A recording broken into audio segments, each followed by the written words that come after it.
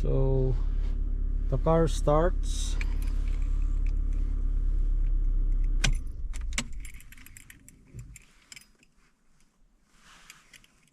One, two.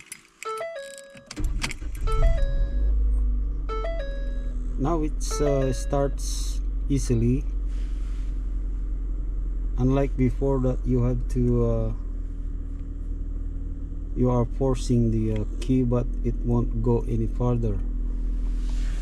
So it's good. Now we're gonna put back these covers on and we're good to go. Here is the old one here